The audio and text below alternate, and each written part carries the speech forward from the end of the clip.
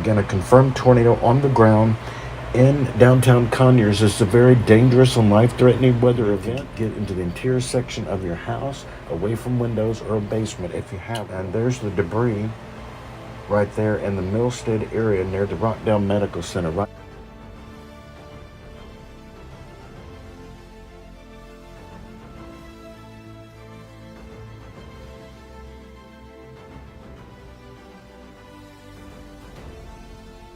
Channel 1 Atlanta.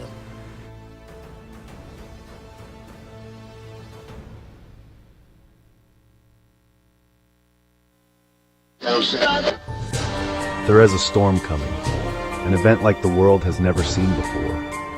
The emerging event will have little to do with weather, but more about developing situations that were foreseen many years ago. We have always warned you during severe weather and news events that affected many.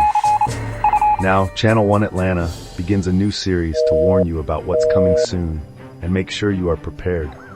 Join us on a new journey, as according to a recent survey, a lot of people believe we are living in the last days. Current news events show us now more than ever. In history, time is setting the stage for the coming storm, a new series, now playing only on Channel 1 Atlanta.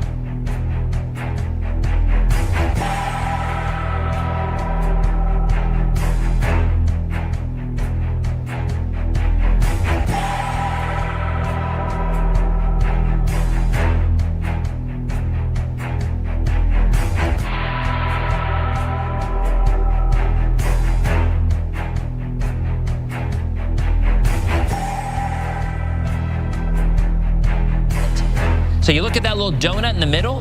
Here, I'll take it full so you can kind of see it. You look at the donut in the middle, you've got your eye, and then the little red color around it. That's it. And maybe some of that purple. You get away from that, there's no longer even hurricane force winds. So extremely small. But with Wilma, I'll never forget, when it made landfall in Naples, the first storm report I got was out of Miami. They had 130-mile-an-hour winds in Miami on the East Coast when it made landfall on the West Coast. So it was a huge storm in terms of size. Milton is not that storm. It is much, much smaller. And that is significant because the smaller the storm, the faster it can intensify, but the faster it can weaken as well. And that is something to remember. We've been talking about this for a while. There's the updated track as of 5 o'clock, all right? You see in our area, let's take a closer look. It's going to go across the state based on the current track. Look at the margin of error. Look at the cone of uncertainty. As far north as Levy County, as far south as Fort Myers. So it absolutely could still make a change. In fact, I will show you something, and I find this rather fascinating because if you look at some of the spaghetti models, the most recent spaghetti models, there's quite a few south of the Bay Area. Now, the Hurricane Center is saying that's the case because these models did not initiate where the center was correctly. The model started farther south than the center really was. We will see.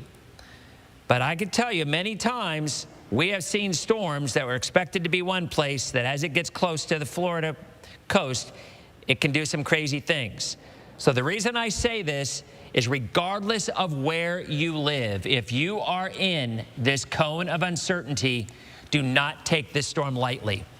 People died with Hurricane Ian because they expected this storm was going to hit Tampa, and it unexpectedly curved more to the right and went into Fort Myers.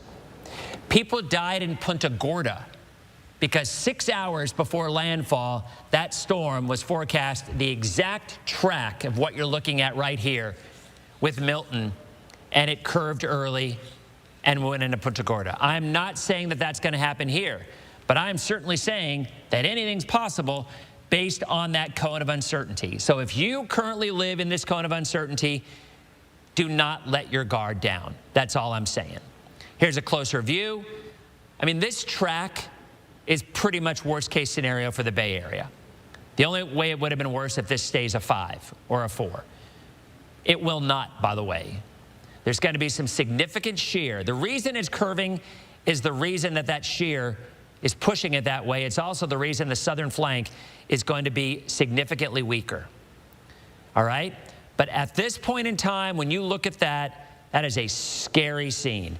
But I will repeat, as broad as that area of margin of error is, by this point, I'm predicting hurricane force winds will be about 45 miles out from the center. That's a ballpark guess, but that's probably going to be pretty close. Right now, it's 25. Of those 45 mile an hour, or of those 45 miles, only 5 will be winds between 100 and 120 miles an hour. I mean, these are numbers that I'm coming up with, but this is numbers with my almost 40 years of experience doing this. So I'm telling you, when we're talking about these hurricane force winds, and we'll talk about surge in a little bit, but when we're talking about these hurricane force winds, if they extend 45 miles out, that's just an arbitrary number. 5 of those are the ones where you're seeing the extreme winds of 100 to 120. The other 40, 70 to 90, 80 to 95. All right? That is the way I think this plays out. I want to show you one other thing, okay? I'm going to show you some of the models that I was talking about. Okay, we're going to go ahead and look quickly before our next break, and we'll be back. But we're going to look quickly at some of the models. This is the GFS, and you see tomorrow morning at 8 o'clock, right there. There's the storm. 2 o'clock, 8 o'clock tomorrow night, still offshore. You have all, today's Monday. My bad. I've been working 12 straight days. I forget what day it is. Tomorrow, we have a totally clear day. Not clear, but you have nothing to worry about tomorrow. You absolutely can get anything done you need to get done tomorrow. Wednesday morning, 2 a.m. Wednesday morning, 8 a.m. Wednesday morning, 2 p.m. Wednesday morning, 8 p.m. This storm has slowed down a little bit. And when a storm slows down, look at the southeastern part of that storm. It's gone because the shear is going to be sucked into that thing. All right? So because of that, I think we're going to see significant weakening by Wednesday night. We'll talk more about that coming up in just a couple of minutes. It's about time to watch on your time. Whether it's going to be mostly this or partly this.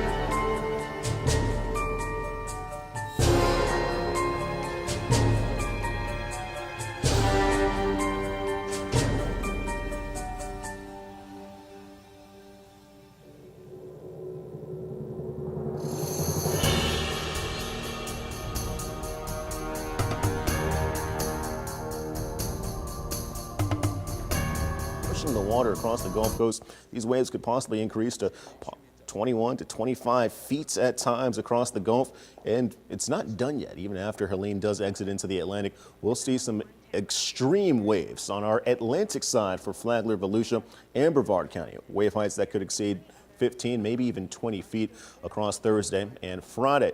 So with that being said, a lot of people are asking, hey, should we evacuate? And if you live across the coast, especially west of I-75, the answer is certainly yes. All right.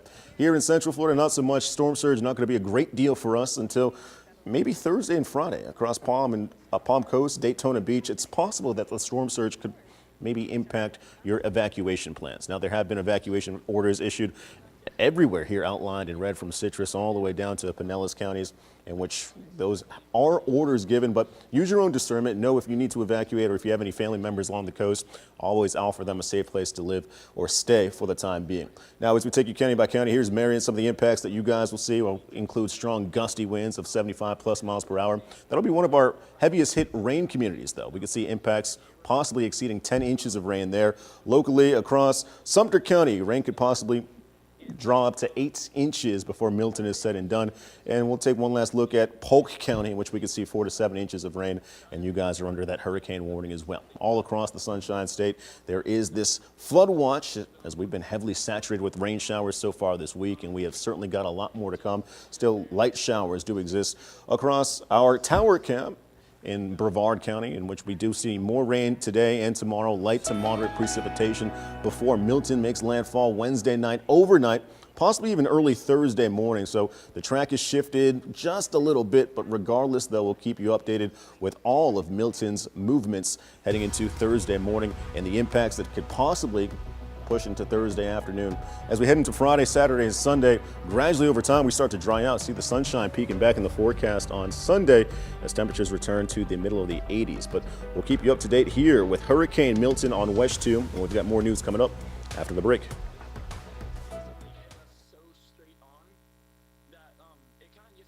In Puerto Rico. Right now, and watching this and seeing it approaching as a CAT4 to Tampa, it's terrifying. If a 12-foot storm surge happens, like... Again, a confirmed tornado on the ground in downtown Conyers. Is a very dangerous and life-threatening weather event. Get into the interior section of your house, away from windows or a basement if you have. And there's the debris right there in the Millstead area near the Rockdale Medical Center. Right.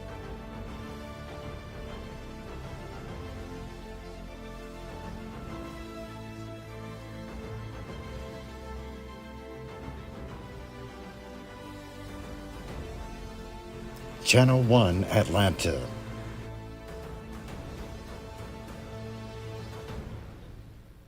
But that's probably one of the scariest things, because once these winds come in at such a high, like, miles an hour, it's gonna lift all that up and start throwing it into all the houses, through windows, and that's just a lot more damage than we even need with the storm surge. Absolutely. Garrett, I want you to know that our thoughts and prayers are with you here at Fox Weather. Go ahead and evacuate so that you can feel safe in the next couple of days or so, and we wish you all the best of luck moving forward. Thank you so much. I hope you all are safe too. Man, it has been an exhausting hurricane season so far, and it's nowhere near done. We have Hurricane Milton that is expected to make landfall on Florida's west coast on Wednesday. We're going to be timing it all out for you. There is a storm coming, an event like the world has never seen before. The emerging event will have little to do with weather, but more about developing situations that were foreseen many years ago. We have always warned you during severe weather and news events that affected many. Now, Channel 1 Atlanta begins a new series to warn you about what's coming soon and make sure you are prepared. Join us on a new journey, as according to a recent survey, a lot of people believe we are living in the last days. Current news events show us now more than ever. In history, time is setting the stage for the coming storm. A new series, now playing only on Channel 1. You're watching continuing coverage of Milton from WESH 2. All right, we are continuing to track the impacts of Milton, and you can see it's already having an impact on traffic for sure as people are trying to get out of Dodge and get closer inland or further up north. You can see a massive amount of traffic on I-4 right now. I believe this is in the tourist district. We'll continue to monitor traffic throughout the evening. All right, Florida is the most flood-prone state in the entire country, and we have been dealing with an insurance crisis. Combine that with Hurricane Helene less than 2 weeks ago, and Hurricane Milton could bring a lot of issues to Central Florida. Here's what you can do. First, use your smartphone and video all of your belongings so that you have a record. Take photos of heirlooms, clothes, dishes, jewelry, photos of cars and equipment like lawnmowers. Record what you did to protect your home, for instance, putting on your storm shutters, and gather all important documents, put them in a Ziploc bag to protect them from getting wet. As far as protecting your car, if your area is at risk of storm surge or prone to flooding, move your vehicle before the storm to higher ground. To reduce the risk of fire, prevent floodwaters from reaching electric vehicles or anything with a lithium-ion battery. That's saltwater specifically. If you do have an EV, make sure it is charged before the storm in case you lose power. And in gas-powered cars, remember to fuel them up and keep them fueled. All right, as we head to break, another live look at Milton's track and what it's expected to grow into before it slams into the Sunshine State. Our team of meteorologists are tracking the very latest coming up after the break.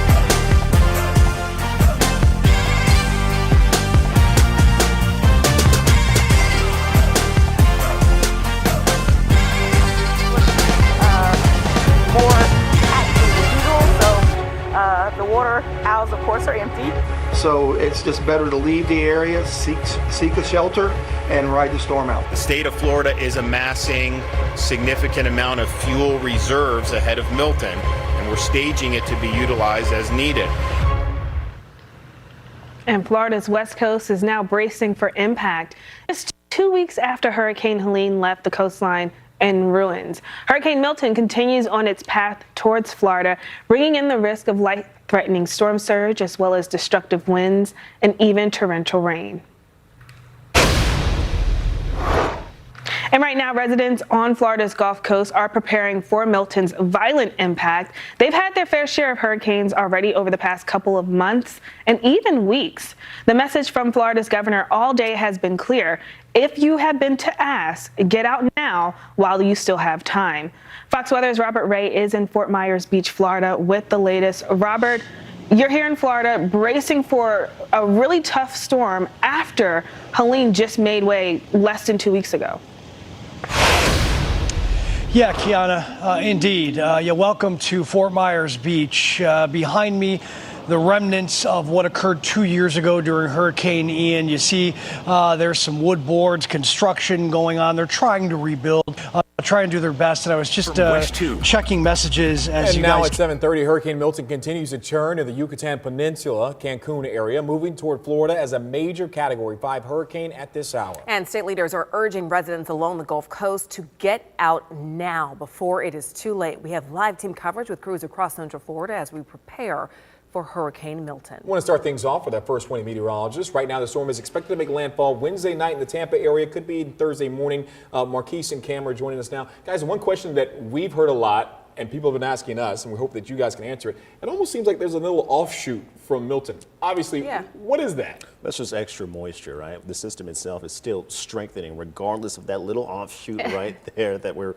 seeing almost just kind of wrap around what is a very strong Category 5. But regardless, we could possibly see this continue to intensify. And that's one of the big questions we're getting is how could this strengthen so rapidly. Well, one of the reasons why, it's in ideal conditions. It's in very warm waters, and they're in the Gulf of Mexico. Not a whole lot of things intruding with it, no wind shear. And here's a look at the water vapor satellite imagery, which takes a look at where the moisture is and where it isn't. And where you see that layer of yellows way to the north of Milton, it is away from the system, meaning, hey, you know what? I've got a lot of moisture to contend with. This dry air doesn't have anything on me, not going to impact me at all. However, as Milton starts to veer more towards the east and gaining in latitude, it's going to tap into more of that dry air, which will eventually allow it to weaken. But boy, it hasn't weakened yet. We're still looking at winds of 180 miles per hour. That's not a typo. It literally is 180 mile per hour winds, moving to the east at 10 miles per hour, pressure down to 905 millibars.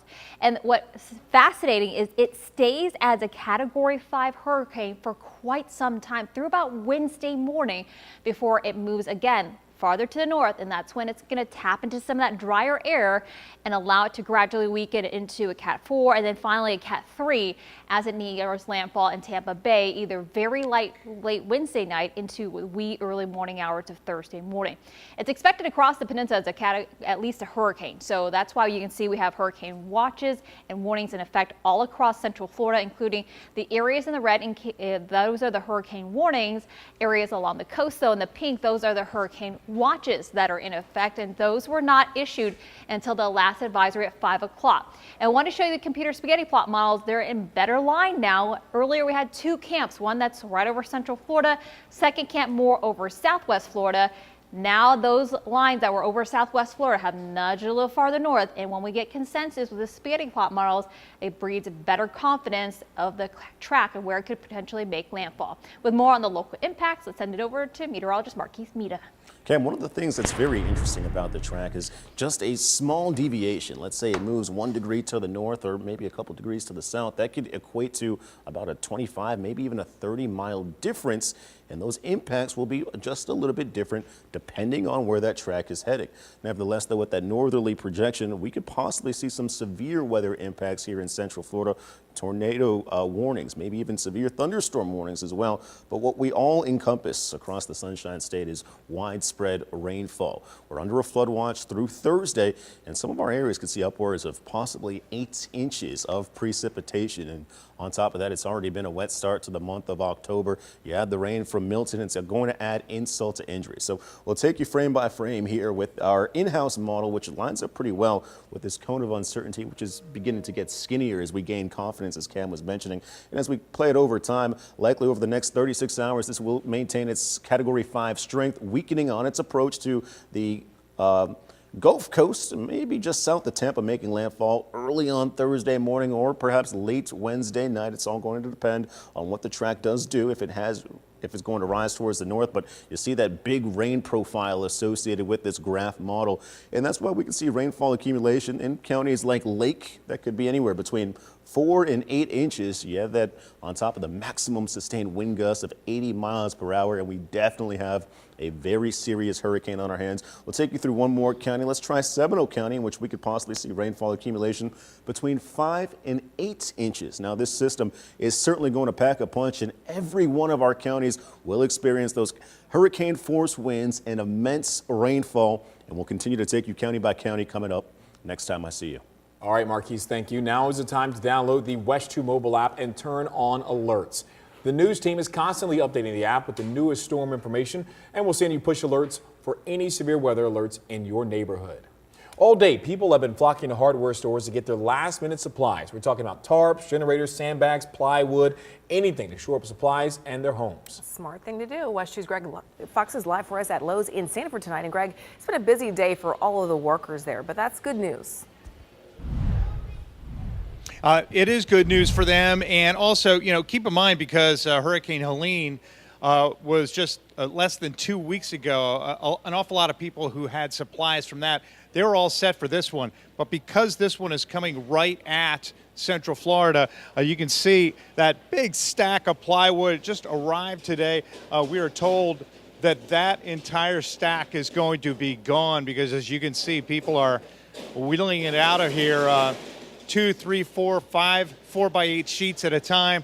You can see that they're getting other supplies too and checking out at the register there as well. And it's going to be just like that probably all through tomorrow. We're here talking to the store manager here at this Lowe's in Sanford. Jesse, are you even going to be, will you have any plywood that's suitable for covering any glass by the end of tomorrow? By the end, it's probably not going to be that way. What we got received today, it's going through pretty quick. So I would wonder also, as we saw a lot of people taking tarps out, I guess they're going to be worried about their roofs, their roofing shingles. yeah, the amount of water that's about to come, we're expecting a lot of leaks and shingles being blown off. So the tarps are going out as fast as we can get them in. Are you going to get another delivery at this and perhaps other local Lowe's tomorrow, or is this it? No, supplies are still rolling in. We don't know what's coming until we open up a door and see what's in that truck. But supplies are continuously rolling in. Each Lowe's will be a little different. You know, you have seen a number of storms that have gotten people interested in getting flashlights and getting water and things like that. This feels a little different, doesn't it? It does, because this one, they're coming in for everything. Anything and everything that they can get their hands on that might either illuminate or block water in any way, shape, or form. So they're just coming in. And you got some, I guess, extended hours till 10 tonight? Yes, we're open till 10, and we'll be open again 6 o'clock tomorrow morning. Jesse, thanks very much. And again, photojournalist Tim Brown giving us a look here as we have cart after cart lining up as people are buying wood. They're also buying 2x4s, which they can use to brace the wood in certain circumstances. And then they're just lining up with trucks over here to be able to load it up and get it home. And if they need more, they're going to be back. But again, that stack right there is about 13 feet high. It's going to be gone by the end of tomorrow. Live in Sanford, Greg Fox, West 2 News. All right, Greg, thank you. As we've been talking about, Hurricane Milton has a chance to make landfall in Tampa. If it does, it would make history. This could be the first hurricane to make landfall in Tampa Bay since 1921. That storm also hit in October as a strong Category 3. NOAA reports there was 11 feet of storm surge with Gulf waves crashing in the streets of Ybor City, and a significant number of buildings were destroyed in Tampa during that storm. 8 people are known to have died in that storm, nearly half of them drowning. Since then, plenty of storms have passed just off the coast like Helene did, made landfall to the north or south, and passed over the city after making landfall on the east coast. But Tampa has been spared a direct hit for 103 years. That could change this week. Meanwhile, the city of Tampa shared this video Sunday showing what storm surge levels in the area could look like. Tampa's mayor is among the officials now urging people to evacuate. You cannot wait and see. You have been told what's going to happen. We're fortunate if it wobbles one way or the other and we don't take the direct impact, but let's plan on that now. Let's prepare appropriately, and let's stay safe. And lastly, please watch out for your neighbors too.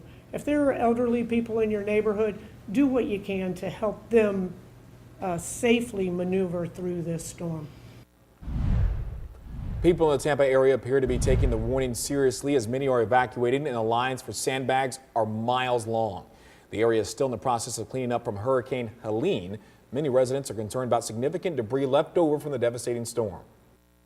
It's terrifying to think what this next storm with the wind and the rain will actually do to all of that debris. We've been through a few storms, and you always worry, but this one, there's something about this one that I'm feeling very uneasy about. We're not even over that storm. Like, my heart breaks for this entire city, and just to have this kind of a storm come through is just unheard of. We just can't believe it.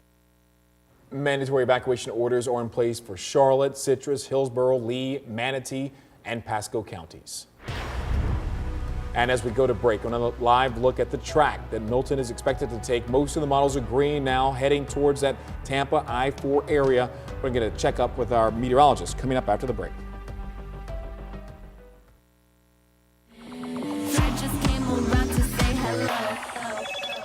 Hello, Moto. No one does food like Puerto Rico, whether it's a chef tasting menu or a local favorite spot with no sign above the door. You'll taste the influence of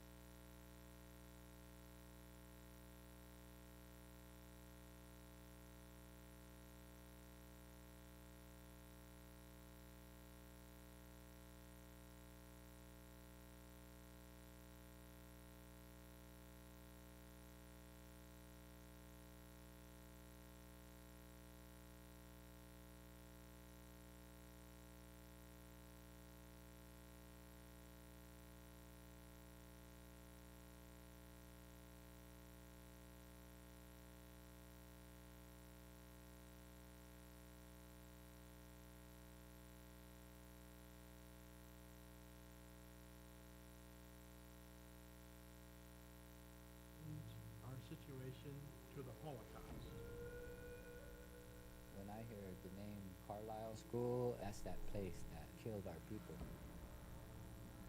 They wanted to change us to make us look like them, talk like them. Kill the Indian, save the man. Children are viewed as sacred. That's why they took their most precious resource, their children. For the school to bury our people in unmarked graves tells me there was no respect. Grandfather, we ask that you let these children know that they're not forgotten. She's got to be buried somewhere. We just don't know where she is. Children that the government lost track of. That's what each of those unknown graves means. How could they lose a child? I have an obligation to her to bring her home. In spite of everything that happened to us, we survived. We're still here. The Lost Children of Carlisle. Only on Very Local. Finding Adventure is back with a brand new season. I'm going to new cities and meeting new people. Find out what it's like when you get up, get out, and go find adventure.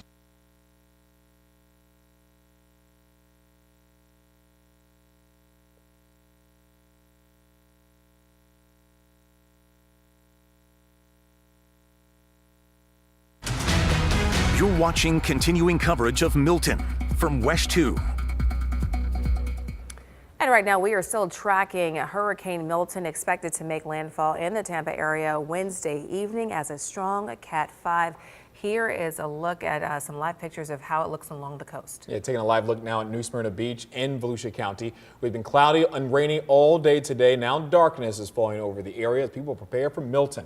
We also told you earlier, some towns are running out of sand for sandbags. Yeah, flooding is a real concern, obviously. WESH 2's Gail Pascal-Brown is in Volusia County tonight with how people are getting ready for this storm.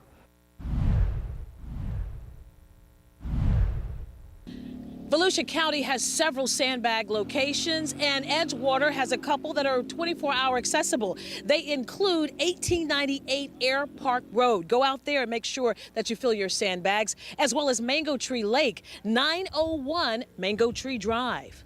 Folks were filling up sandbags, while others, like Madeline Varney, just came to assist families. Come to help.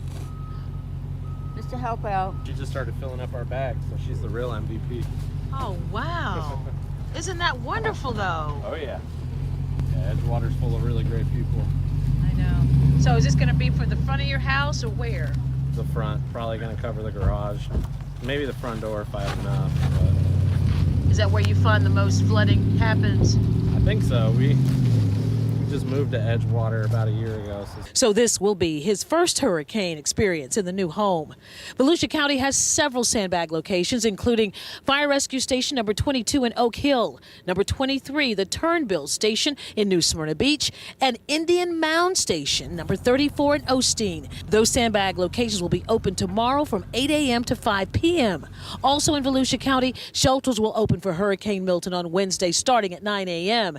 Now they include Creekside Middle School on Airport Road in Port Orange, DeLand High School in DeLand, Mainland High School in Daytona Beach, and the Volusia County Fairgrounds in DeLand. There are special needs shelters too at Galaxy Middle in Deltona and David Henson Senior Middle School in Daytona Beach. In Volusia County, Gail Pascal-Brown, WESH 2 News. And Edgewater crews have been clearing out culverts, pumping retention ponds down, and cutting down tree limbs. They even put up berms and empty lots to help retain the water and keep it from going into people's homes. The city is discussing other short-term solutions like continuing routine maintenance and declaring a state of emergency on their storm infrastructure.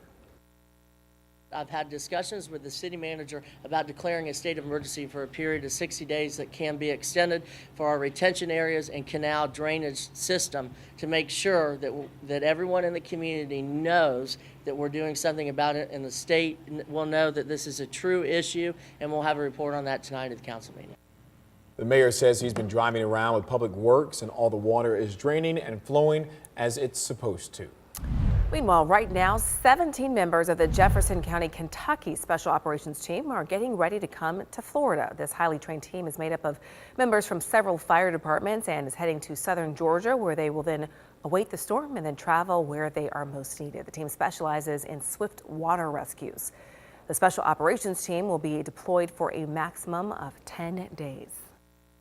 We can operate on our own, so we're self-sufficient for 72 hours. That means food, water, shelter, Nobody really has to give us anything. That'll allow our guys to operate from 12 to 24-hour cycles and help whoever we need to help.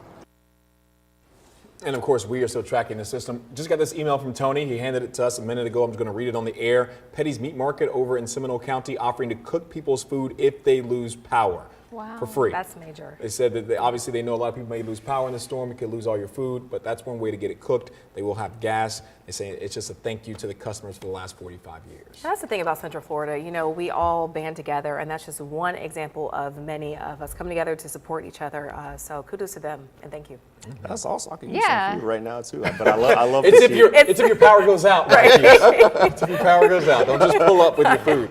Unfortunately, I think a lot of folks might take them up on their offer because we are expecting quite a bit of power outages, unfortunately, because of the powerful winds that are going to roll through. You'll talk more about some of the impacts that we'll see here in Central Florida, but we're also waiting for the 8 o'clock advisory to come down any moment now, the intermediate advisory, to kind of give us a glimpse if it intensified even more so. I mean, we're already at winds 180 miles per hour, so we're in very rare, strong CAT5. Yeah, so. Very rare territory that we're in right now. Let's actually go straight right into it.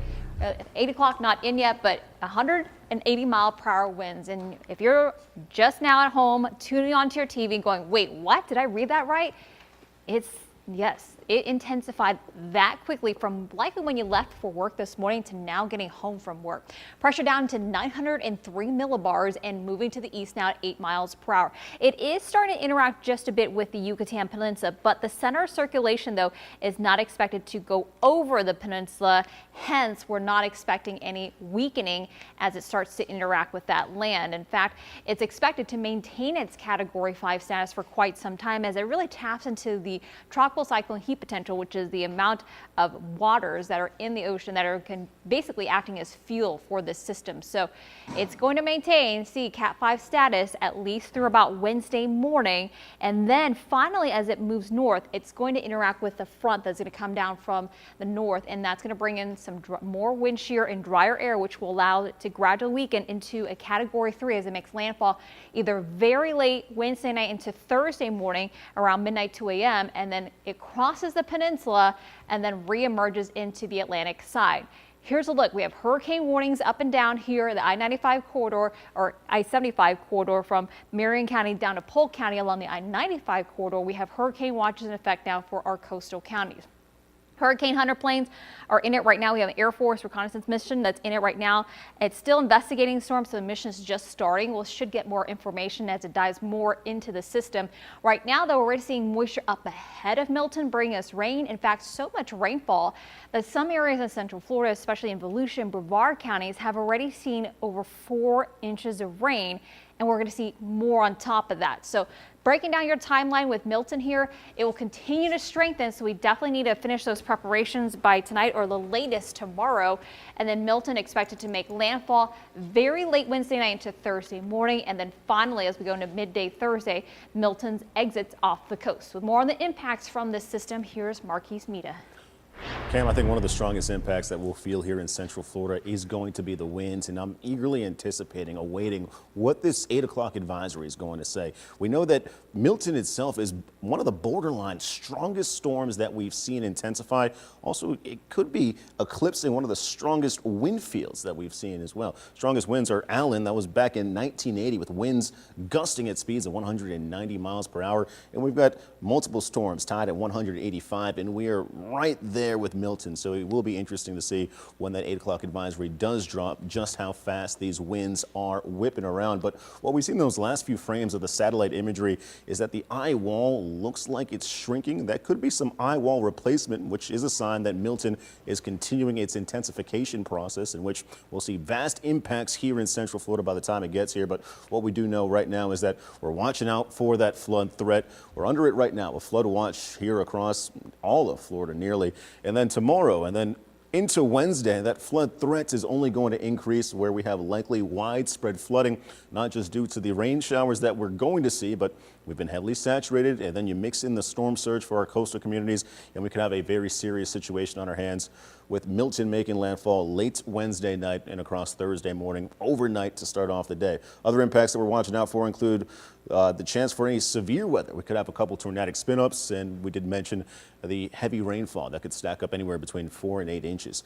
Also, we have seen a couple deviations in Milton's track, and the track is going to dictate where that tornado threat will be the greatest. You don't want to be in this front right quadrant. That's where we have that higher threat in which we could see EF0s to EF2 rain-wrapped tornadoes. As far as rain is concerned, we'll see the heaviest concentration of showers towards our north and westernmost communities, or even across our Atlantic coast, where we could see 8+ inches of rain out across Volusia County. We'll take you out to Orange, in which your rainfall accumulation will range between 5 and 8 inches. Maximum sustained gusts could be, or maximum gusts could be up to 80 miles per hour. Out towards I-75 in Ocala, more rain heading your way. Locally, we could see 10+ inches of precipitation stack up, and we'll wrap up with Volusia County here, in which your rain could be anywhere between 4 and 8+ inches with maximum gusts of 75 miles per hour.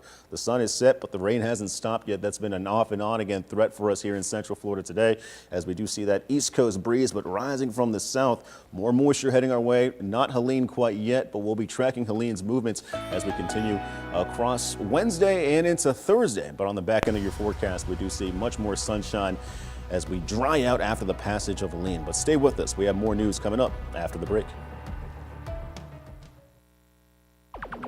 Fly in the coop, but I need some more. Your antics make me bored, cause I just came around to say hello. Oh, oh.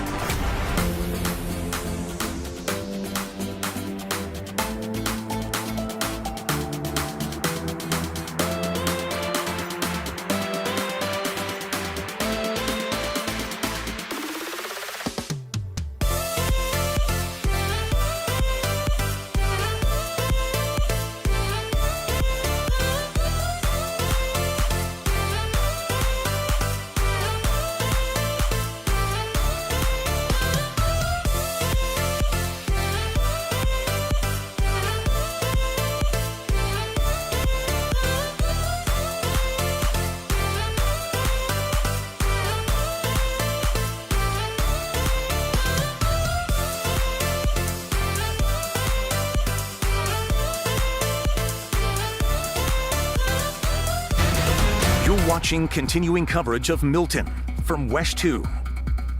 We're still standing by for that 8 o'clock update that our meteorologist will give you in just a moment. But first, a quick programming note. WESH 2 is committed to staying on the air with you throughout Hurricane Milton.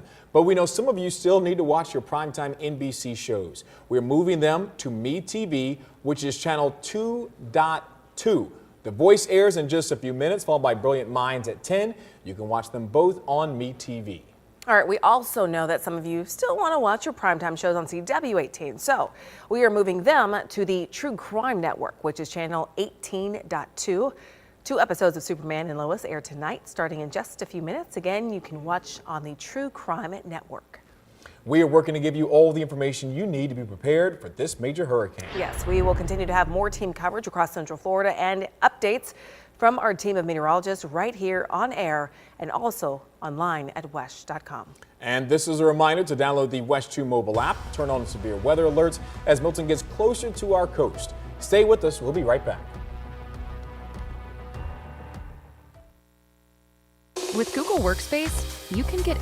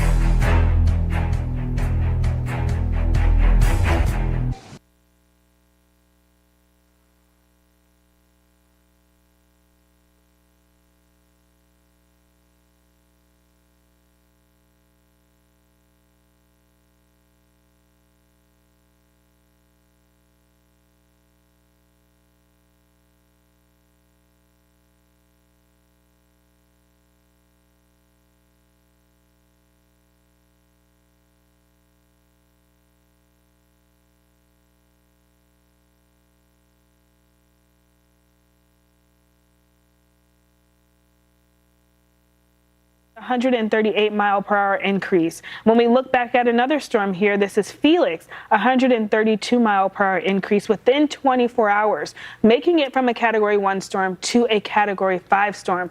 And now Milton is on that list as well, where we've had it go from a Category 1 to a Category 5, with winds increasing up to 135 miles, all within 24 hours. So things have significantly changed from just this time yesterday. When we look at how Milton has continued to progress, it isn't going to make it over enough of Mexico to help kind of break down any further intensity. So even as we look into tomorrow, we have this Category 5 storm still barreling towards parts of Florida. Maybe as we approach landfall, it undergoes an eye replacement, or an eye wall replacement. Even if it got down to a Category 4 storm, we're still looking at destructive storm surge. We're looking at wind gusts, and that wind gust can expand even further as the storm continues to drop in intensity. Here's your look at the Ready, Set, Go plan. So if you're in the areas that are shaded in the red, now's the time to finalize your preparation and also evacuate if told to do so.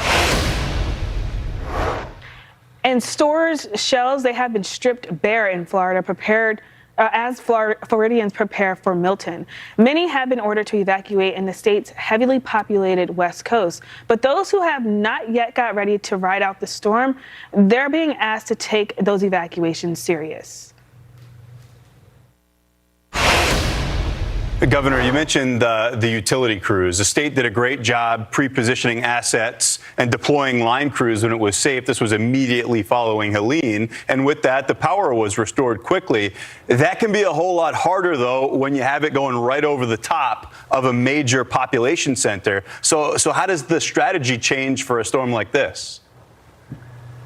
Well, the strategy in terms of pre-positioning is the same. We're going to have more linemen staged to come into Florida or be in Florida and respond to the storm than we did with Hurricane Helene. Now, there were 2.4 million restorations with Hurricane Helene, but if this storm is as strong as it looks and it goes into, say, Tampa Bay and across I-4, you're talking about millions and millions of people. There's a lot of damage that can be done, and so yes, they're staged, they will be there. But the potential power outages for this, even though we do have more people staged, the potential power outages are potentially more significant. And wherever it enters Florida, all the forecasts are it's going to remain a hurricane all the way until it exits Florida into the Atlantic Ocean. Now, normally if you get a Category 3, by the time it exits Florida, it's usually not a hurricane. This one, we don't know how strong it's going to be when it makes landfall, but every estimate I've seen is that it will exit Florida as a hurricane as well. So in terms of debris, in terms of down power lines, you're looking at a potential for a lot. And honestly, you can kind of look at Helene, even though we did a very rapid restoration, you had major power outages all through Georgia, South Carolina, North Carolina, and that's a storm that was likely weaker than what this storm may end up being. So it's definitely a concern. And it's also the fact that we've got power crews, or not we, but there are power crews working in those states still because there are hundreds of thousands of out. So when we bring people in out of state, a lot of times we'll bring them in from Georgia or North Carolina. Well, they're being utilized now. So we're bringing them in from California and Arizona and places that are far away. But we've been working with all the utilities since the weekend. As soon as we started seeing on Friday night, Saturday morning, we're like, all right, let's go. Let's not mess with this. Let's assume it's going to be big. And everyone's been on the same page. And so I'm confident the response will be robust, but I absolutely see the potential for the challenges to be more severe than what we faced with Hurricane Helene. And right now, residents on Florida's Gulf Coast, they are preparing for Milton's violent impact. And they've had their fair share of hurricanes over the last couple of months and even weeks. The message from Florida's governor all day long has been clear. If you have been asked to leave, get out now while you still have that time. Fox Weather's Robert Ray is in Fort Myers Beach, Florida, with the latest there. Robert, where you are was impacted by Ian. So we're years removed from that, but this is still a scary moment nonetheless. Yeah, Kiana, it sure is. And no matter whether or not we're 2 years removed, you could see behind me as the sun is going down some of the destruction that still exists, and yet there is hope as they are rebuilding, but they're nowhere near the full rebuilding process here on Fort Myers Beach. And that's what scares everyone so much about this system coming in that could bring up to 10 feet of storm surge and that catastrophic wind field. I mean, just in the past 2 months, Tropical Storm Debbie, we look at this video that didn't even make a direct hit here, sent in 2 to 4 feet of storm surge, inundating businesses, homes, the beach, and roadways. And then, 10 days ago, Hurricane Helene that brushed this area as well, and then made landfall up in the Big Bend and the Nature Coast, also brought in storm surge and some gusty winds. And so they can't catch a break here by any means in Southwest Florida. Having said all of that, people were out today before the mandatory evacuation that started at 3 p.m. They were filling up sandbags. Many people have rushed to get gas today. It was something I encountered earlier in the day. And as we visited some of these stations in Osceola County here in the Kissimmee area especially, it's something we have started to notice.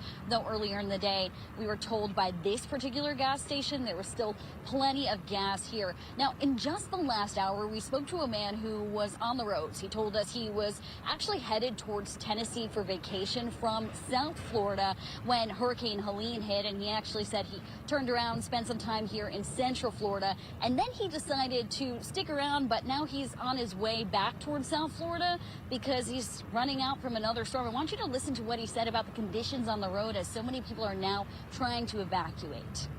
You hit traffic on your way, or you just we just did now as we were pulling off, yes. How bad is it? How backed up? It's pretty backed up. I mean, we're in some type of a traffic jam on a turnpike, so I don't know. We'll just have to see if it clears.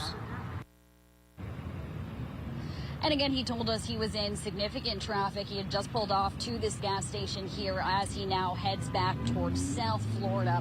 And I want you to look, those are the propane tanks that are still available at the 7-Eleven. We spoke to the owner just a little bit ago. He says he has about 6 propane tanks left. That is, good, positive news as many people have come and tried to look for propane tanks and other supplies. So they still have some here at this particular gas station. But again, throughout the day, we've just seen so many cars coming in and doing their best to be prepared and fuel up both their individual car tanks as well as their gas tanks for generators, things like that as well. Martha and Greg.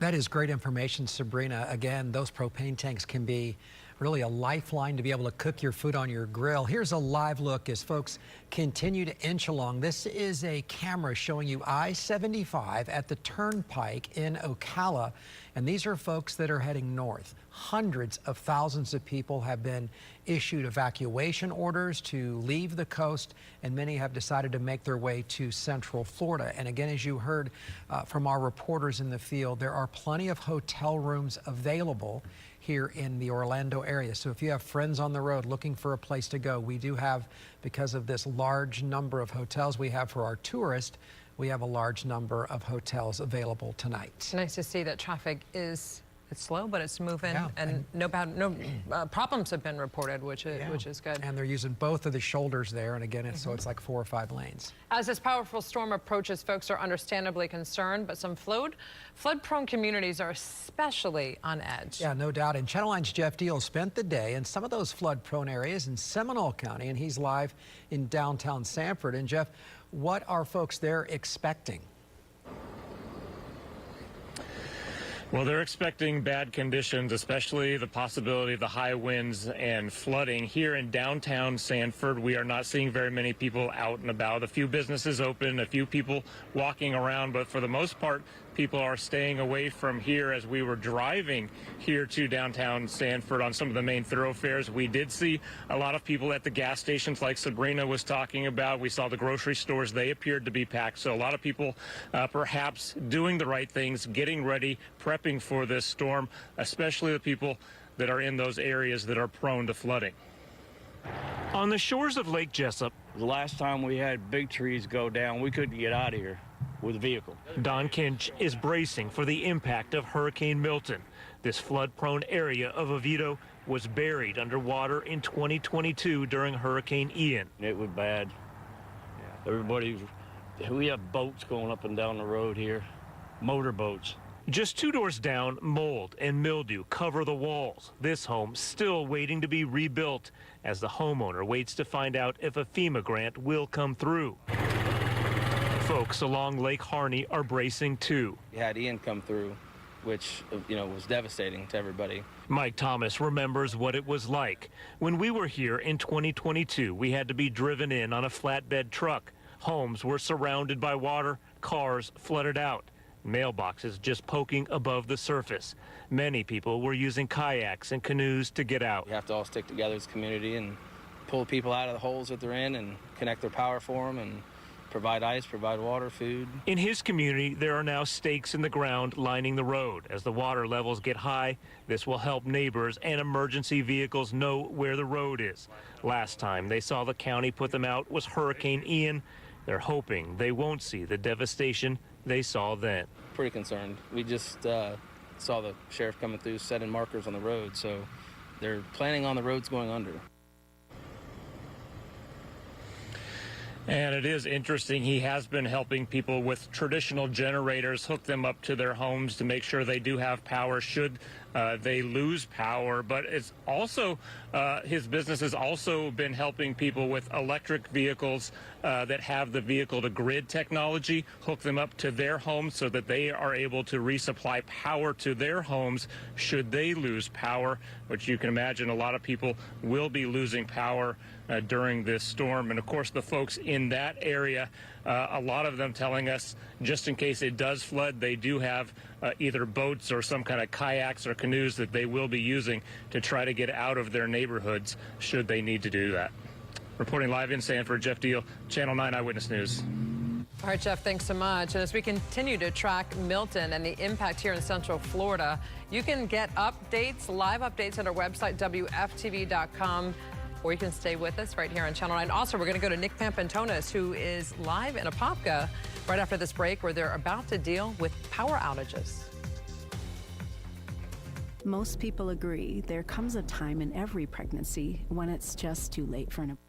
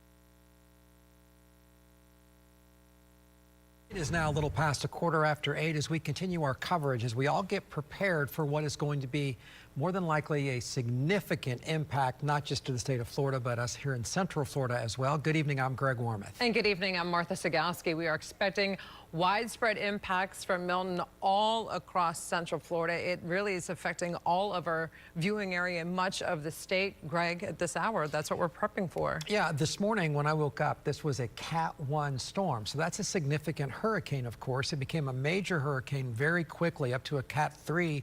And now it is in excess of what would likely be a CAT5, but it will, before it makes landfall, wherever that is along our Gulf Coast, it will lessen to more than likely a CAT3. In terms of our impacts here in Central Florida, our team of forecasters right now, and again, it's still about 48 hours out or so, is anticipating that we will see a significant impact in terms of our power, in terms of our power grid, and flooding. The ground is so full of water right now that there's not much room for, you know, this kind of an increase when you talk about this much rain coming. We're worried about the flooding, we're worried about the wind, and the power outage is going to be huge for our area. In fact, that's why so many of our electric companies are staging right now. In fact, they've had problems getting people to come in to help us, that mutual aid agreement, because of Helene. So our Channel 9's Nick Papantonis is joining us live right now in Apopka. And Nick, how are they preparing for any power outages? Not so sure on the power outage other than the normal, right? We're keeping trees clear of lines. We're keeping, making sure that everyone's stocked up on generators if they have that, fuel for those generators if they have that. One of the things, though, that we've been focused on all afternoon and evening is this other question people have: where can I get ice and where can I get water? And we've found a place that we can do that. We're at the corner of Rock Springs Road and Kelly Park Road here in northern Apopka. And these are all over Central Florida in certain parts. There's these ice machines, or ice stands as some people might call them, and they have ice and water. And so as we've seen Costco run out, public shelves run dry, this is a place where people have been coming, and we saw a lot of people as we walked up or drove up here filling up their bags and filling up their coolers or buckets if they have them. It's a little bit quiet right now. It is a little bit later, but the local groups have been getting the word out and spreading the word as people have been asking that. We actually have the owner of this stand right here, Becky, who's just standing by, and I'd like to ask her a couple of questions if we can. Becky, you got this place in July to help with fishing, but you've seen a lot more traffic here today, especially after the supermarket started running out of water, correct? Yeah, we definitely did, and we noticed on social media there was a need for water and ice, and then before we could even post about it, we saw our customers already sharing where to come, so it was great to see. And you said 2 or 3 times the amount of customers today than it would be on a typical Monday. Yes, that definitely is the case. And so how does this make, because one of the concerns is if it gets popular, do you run out? But this makes a ton of ice all in one go. How much can this do?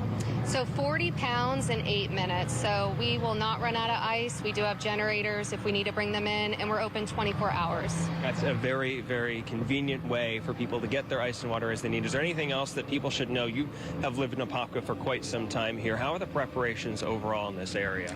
It's definitely been chaotic. All of the stores, you cannot find water anywhere. And then this afternoon is when we really started to notice multiple stores being out of ice. So I think it's just convenient. This is a very popular area, and it's been obviously growing over the years in Apopka. So we were, looking forward to bringing this ice machine here to the local community. And we can see, I mean, people are still living their lives here. We got the bar next door that's playing their music. We'll be checking in with them in a minute. Thank you so much, Becky. So again, if you're one of those people that has been wondering, is not in the Apopka area. These are in other places. I live down the road in the Goldenrod area from one myself here. Pass by it all the time going home from work. And so if you are searching for that ice and water, this is an option for you. Again, we saw people filling up everything, coolers, buckets, what have you here. As I said, we are going to be talking to this bar next door here in the next hour or so. We hope to be told this bar hasn't closed since 1983. This might be the first time, given what Tom is saying in their forecast here. So we look forward to checking with the owner, who we know is waiting for us to walk in there. For now, live in Apopka, Nick Papantonis, Channel 9 Eyewitness News. All right, Nick, thank you. I know that my son just went through a major storm up in Greenville, South Carolina, and they had those same type of ice machines, and that was really a saving grace for people. When grocery stores were closed, they were out of ice. That can manufacture ice a lot quicker. So it's nice to have those sprinkled throughout Central Florida. Well, starting today, you'll be able to call 211 for help during Hurricane Milton. Yeah, Heart of Florida United Way is partnering with the Hurricane Helpline to connect you to important services. They can give you information on shelters, sandbags, food, and even offer emotional support. It is a free and confidential service. It's available 24/7 all year long. Again, you can call 211. And one of the areas that people can really feel like they've helped themselves and really do it is get sandbags around those areas that may leak water into your house. Maybe you've had, water that's lapped at your foundation before. Sandbag locations have been very busy throughout Central Florida and in Osceola County. In fact, Drone 9 flew over this site this afternoon at Heritage Park on Shakerrag Road in Kissimmee, and you can see just how crowded it is for the residents there. We know that many waited several hours to get their sandbags, and the residents we spoke with say they don't know what Milton will bring, but are most worried about the potential impacts from the heavy rains. The way we see that set up with the sand and then the cars circled around it reminds me of what likely will happen. We've seen it before with the debris in these parks that will then be piled there for grinding and, taken off to the landfill, because the cleanup of this storm is something that all of us, depending on how bad we're hit, we're all going to have to deal with. And we're going to turn things now to David Heckert, who is monitoring Milton right now, where it is. We've got Tom, too. Oh, you got Tom? That's right. Okay, we'll take you. Yeah, you're going to be stuck with me here for a while. Strap in. Tracking Milton right now. This is, again, a historic storm. If you're just kind of getting your arms around what's going on here, we are still expecting a lot of impacts, mainly on Thursday. So we've got time here for you to continue your storm prep. So this is a historic storm already. It's in, I believe, the second strongest as far as wind pressure, lowest air pressure we've ever recorded in the Gulf of Mexico, going back a long way. So CAT5 right now, CAT3 at landfall. We'll be talking about this. It's going to be very, very strong and then begin to weaken, but it's going to grow in size for its wind impact. So because it is down from a 5 to a 3, this is still going to be a major, major impact along the coast. Landfall Thursday morning. Okay, the timing slowed down a little bit. The storm kind of took a little bit of a longer route down south near the Yucatan, and so it's physically traveling farther. It's taking a little longer. Hurricane conditions expected for us all. Okay, hurricane warnings will likely verify with winds well over 75 miles per hour. This is the latest. It is just slightly north of due east. It will pass within about 100 miles northern coast of the Yucatan and continue plowing along. Winds of 180 to perhaps 185, and watching the aircraft coming through, still finding incredibly low air pressures. This has been a very difficult mission for the storm hurricane hunters to fly their missions through. Incredible turbulence. I don't want to get on that plane for $1 million. It's just incredible what they do here.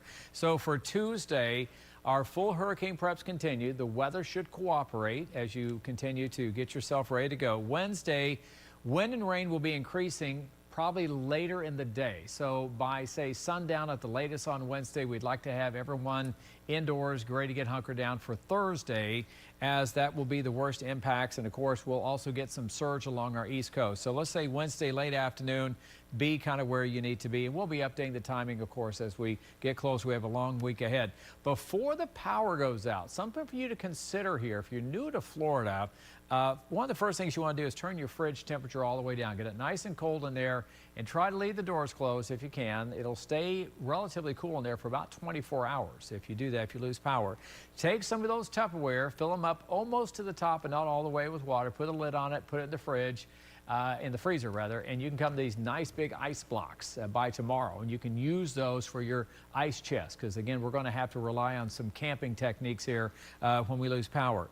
Put waters in the bathtub, that's so you can scoop it up, put it in the tank, and you can flush your commode. Most of the time that will work. And of course, find a safe room in your home as well. Pretend this is a big tornado drill. We need you in the interior part, lowest level.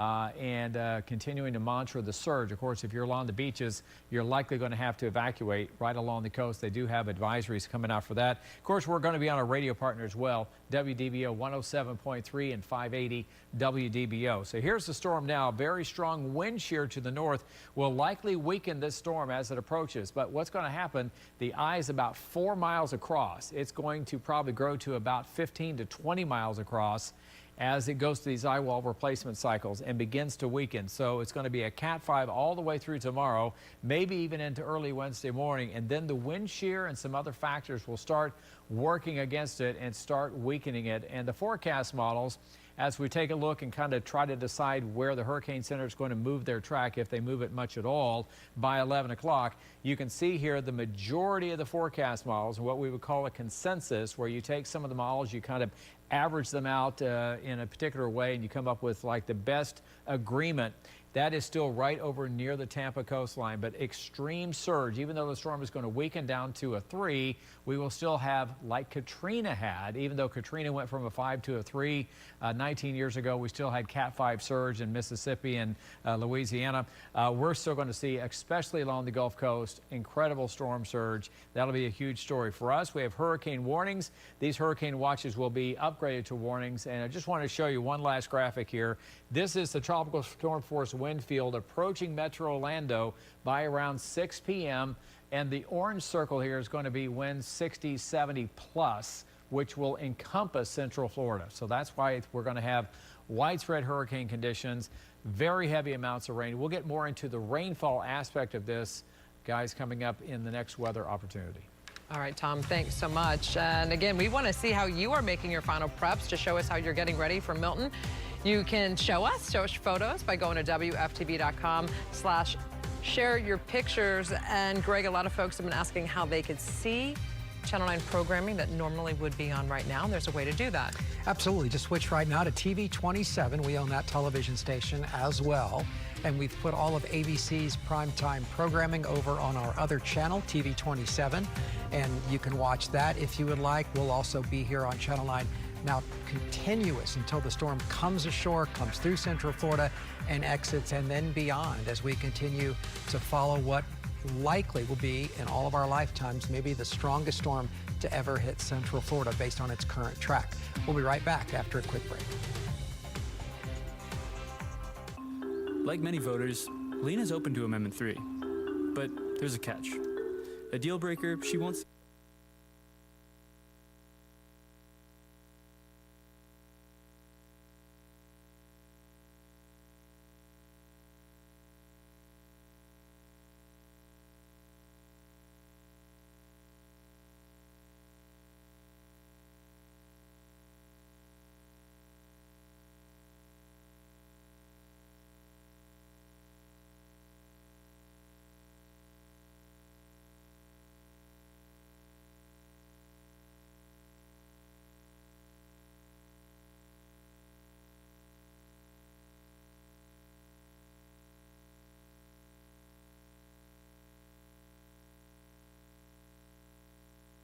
Again, a confirmed tornado on the ground in downtown Conyers. This is a very dangerous and life-threatening weather event. Get into the interior section of your house, away from windows or a basement if you have. And there's the debris right there in the Millstead area near the Rockdale Medical Center. Right.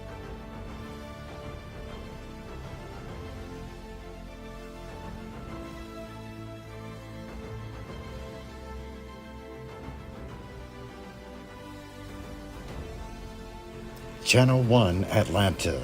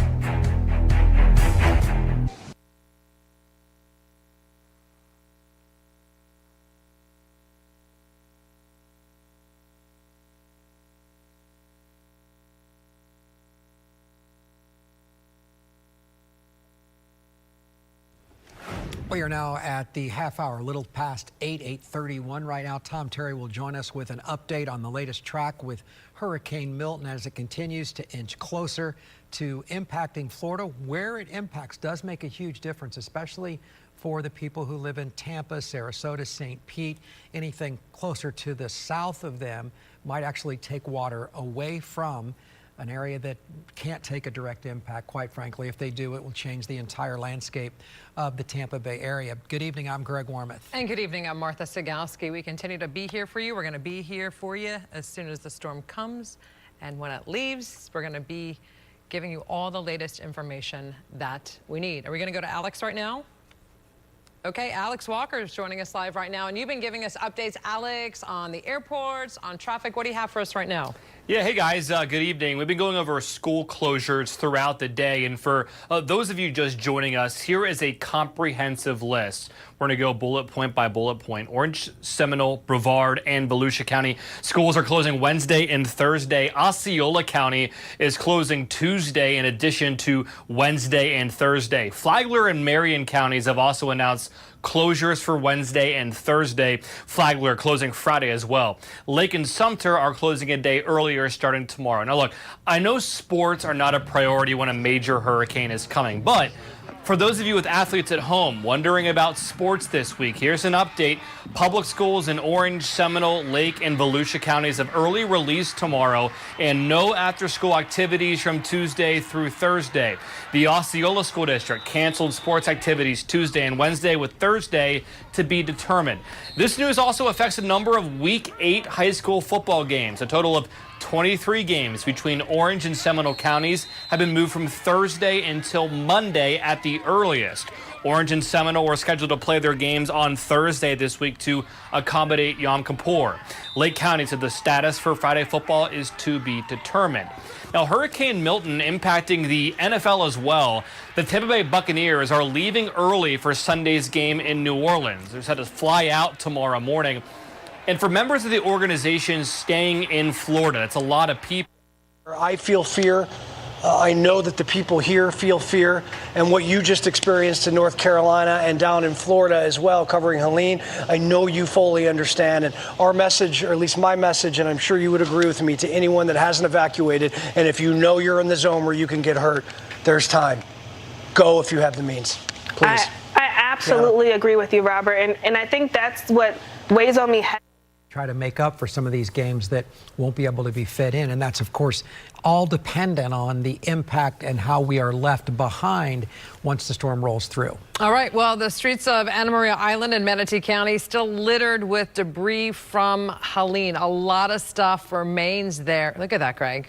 Yeah, and Martha, on both sides of the road on this particular street, piles of furniture, tree limbs, mattresses actually pushed to the side as though they were snow drifts, as though a tractor had gone through here and just shoveled things to the side. But those are the contents out of the house, carried out of homes by water, blown away by heavy winds, or that debris taken to the street to be picked up by those who live there. And the concern today is that all of this will become dangerous as winds and water pick it up when Milton hits. And you heard the governor say he sent in a whole lot of crews today to try to get as much of this out of the way as possible before Milton comes ashore.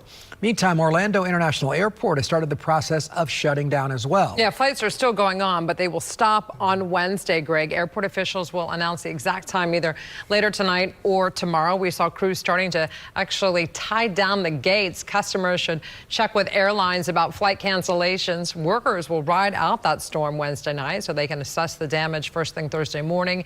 Airport operations will resume once it is safe. Passengers should not ride out the storm, though. At the airport, officials say it is not a shelter and you cannot stay there. Got an update, 8 a.m. Wednesday. The airport is closed. They will man the airport. They will stay there and look just to get it open as quickly as you can based on, you know, the travel and people wanting to get out. But if there's damage to the airport, then that closure could be longer. But this end, 8 a.m. MCO, Orlando International Airport, closes. And we are expecting some direct impacts from Hurricane Milton here all across our area and in Orange County. And county leaders addressed the public this afternoon ahead of the storm, and they wanted to discuss the preparations that they are making to make certain all of us are safe. This is going to be a public works phenomenon for us because of the heavy rainfall, the significant tropical force winds that we will experience. There's no question we are going to have power outages, and they will be significant.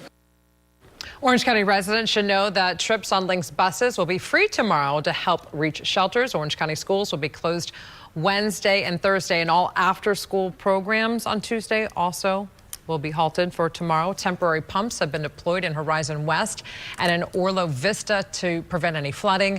11 general shelter populations over tomorrow at 6 p.m. And a full list of those are on WFTV.com. Again, we have special needs shelters that you do need to go online and register for. And we also have pet shelters so people don't leave their furry loved ones behind. There are people that are concerned that are special needs that also have pets, and so you'll have to find the exact shelter there, and we'll try to help you navigate that. 211 is also a great source on your phone. All right, let's go over to Severe Weather Center 9 and Chief Meteorologist Tom Terry. And Tom has tracked storms from the beginning of his real career here in Orlando, and this one measures up right there at the top of the list, Tom. Yeah, I got here in about 2 months after I got here in 1996. We had Bertha, I believe, was a hurricane that had hurricane warnings for our area. So, I think when I came to town, things started going sideways. Right now, tracking Milton, it is an incredibly powerful hurricane. If you're just kind of catching up on things here, pressure has fallen below 900 millibars. Incredibly powerful and low pressure system right now, and the winds are responding to that. Hurricane hunters have been doing missions through here. The pressures have been kind of going up and down. This will likely kind of peak out and then get over here and get into the loop current, the warm current of water coming in from the Caribbean, which may shoot the intensity even higher briefly before it encounters, fortunately for us, wind shear and some drier air. And David Heckard, meteorologist, and I have been talking about this. Had this been earlier in the year, we likely would have had a storm coming up here to Texas. But now it's October. We start getting these troughs of low pressure. They start torquing on the storms. Look at the clouds that are kind of racing downwind here. So this is going to encounter a hostile environment, which will weaken the storm as it approaches the state. Category 5 all the way through tomorrow, maybe even Wednesday morning. We'll watch for fluctuations in strength, and then getting very close to, we think, the West Coast, very close to Tampa. This is going to be super critical for the surge they get or don't get in Tampa Bay and all of that, but this could be a worst case scenario. 10 to 15 foot surge is what is officially forecast for this area. This will cut right across the state, and unlike several other hurricanes we've tracked since I've been here, we really haven't had anything cut across. They've all kind of done this long route coming in from South Florida and have had half a day or so to weaken as they move across. This will weaken, but it will also have a lot of wind impact energy as it comes through. And it's also going to have a lot of rain. Let me show you the raw model data from the European model, which is relatively in sync with where the Hurricane Center has the track right over the I-4 corridor. These colors down through here generally represent about 4 to 6 inches of rain. On the greener side, the farther south we go, some dry air may mitigate some of the flood threat and keep the rain totals below, say, 4 inches or so, which will be great. But up here, where we get these kind of, I don't know what color you call that, salmon color, whatever, this is going to be incredibly high rain totals on the north side of the track. Very similar to Ian, the track was to our south, but we had that heavy swath of rain right over Metro Orlando and all the way up into Volusia County. That is going to be repeated, but I don't think quite the 20-plus inch rainfall totals we saw back then, but more on the 8 to 12-inch totals, which is still going to cause a lot of flooding problems either way. And the storm surge potential, 6 to 10 feet down in southwest Florida. We're looking at an unprecedented record 10 to 15 feet of storm surge, because even though the storm is going to weaken down from a 5 to a 3, it's already set in motion the wave action, if you can imagine that. It's just a bunch of wind and water swirling around that will all get brought on shore. And we're also, unlike previous storms that we've had that have been over here in the Gulf of Mexico, about 2 to 4 feet of surge in northern parts of Merritt Island and 3 to 5 feet of surge, not quite the levels we saw with Matthew back in 2016, which were about 7 feet up here in Flagler County. but it's all going to depend on the high tide time, which is roughly 2 o'clock in the afternoon. We may miss that time. Hopefully, it will be at its peak during low tide, but that's something we can't necessarily bank on. Right now, I also want to show you, we did get a heavy rain report coming in out of Ormond Beach, and this is just well in advance of the storm. Nothing related to the storm yet, but over 3.3 inches of rain in the Tomoka Estates area. So that's why flooding rainfall is going to be an issue. 6 to 12 inches of rain, especially in our northern third on the north side of that track. But that's going to be Thursday. Tomorrow, Altamont Springs, just as an example, mostly cloudy, a little bit breezy. You're going to know there's a storm somewhere out there. Our rain chance around 30 to 40%. Over in our western zones, Marion, Lake, and Polk, I think especially on the north side of this track, we're going to have extreme rainfall totals and extreme winds. This is where we could have that 10, 12 inches of rain up in Marion County, perhaps as far south as the Claremont area. Here is the center line track of the storm, and the winds will be kind of coming in from the south and west, and then they'll be swirling back around. They'll kind of going in different directions as the storm continues to move on through. But Thursday appears to be the time frame for the worst weather across the interior. You can see it coming very close to Metro Orlando. It has a 4-mile wide eye, very, very small. Most hurricanes have about at least 4 or 5 times that diameter, incredibly tight. But this will expand as it gets closer. So we're going to have a large wind field coming through, hurricane force winds, power loss trees, wind gusts over 80, including along the East Coast. So I'm really concerned too about our northern beaches here, especially I think south of the track, you'll have an offshore wind for most of the day, mitigate your storm surge. North of this, it's going to hammer during the day, Thursday night, and we could see some significant damage and erosion issues along our beaches. So let me give you an idea of the next 7 days here. So tomorrow, about half the area getting some measurable rainfall. Not looking at anything too extreme on the rainfall totals, but we'll keep an eye on a couple of heavier downpours. And then hurricane conditions probably late Wednesday, but you need to be hunkered down by tomorrow, not by Wednesday night, for the Thursday impacts during the day. And the only good news from this, guys, is that this is October, we're going to bring down a cool front, some drier air, and you can see we're going to have temperatures actually very pleasant, relatively dry air for what's going to be, for a lot of people, open up the windows to cool the house down, because I think we're going to have a lot of power out. All right, Tom, thanks so much. That's better than what we had when we had those other storms, Oh though. my gosh, that was in August. It was horrible, yeah. Yeah, so that's one bright side. Thanks, Tom. It was sticky. It certainly was. All right, we want to see how you're making your final preps. To show us how you're getting ready for Milton, go to WFTV.com/share your pictures. And we're bringing you extensive Hurricane Milton coverage so you can be prepared for when it makes landfall. And if you want to watch our regularly scheduled ABC programming, tune to our sister station, WRDQ TV 27. Dancing with the Stars right now happening. WFTV, meantime, here on Channel 9, will stay with Hurricane Milton coverage as we all prepare for this major storm. Here's to soaking up summer, hot days, and warm nights. At Leaders, we know why you choose to call Florida home, and you want furniture that is built for outdoor Florida living. So here's to you, celebration makers. Here's to Florida living with Leaders Furniture. Insurance rates are soaring, families are struggling, and both parties are to blame. I'm Erica Booth. As a teacher, I solve problems every day. Let's solve this one.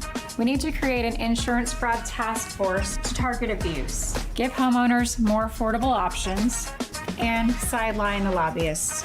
Tom Keene, he joined the lobbyists and voted against reform. The problem is clear. The solution is to. Erica Booth for Florida House. At CarePlus Health Plans, we know how important it is to access the care you need. That's why some of our Medicare Advantage plans include benefits like saving money on your Part B premium each month and an allowance for expenses like groceries, utilities, rent, and more. Medicare's annual enrollment period is here. Contact CarePlus today and start living a more vibrant life. Welcome to the Florida Lottery's Department of Good Fun. We pack all the fun into our games, while also doing good. Like sending nearly 1 million students to college on Bright Future scholarships. and giving billions to education across the state. Because we do fun different here. The Florida Lottery. It's good fun! Hey, this is the Good Greek Spiro, and today I'm speaking to you about Good Greek's partnership with the American Red Cross in the aftermath of Hurricane Helene. As a family-owned company based in Florida, we understand the hardships that come with these unexpected events and are committed to standing with you during these difficult times. For over 140 years, the American Red Cross has been providing compassionate support to millions of victims of catastrophes like Helene by providing shelter and hope to those that need it. From our Good Greek family to yours, we are with you. Please donate to the Red Cross today.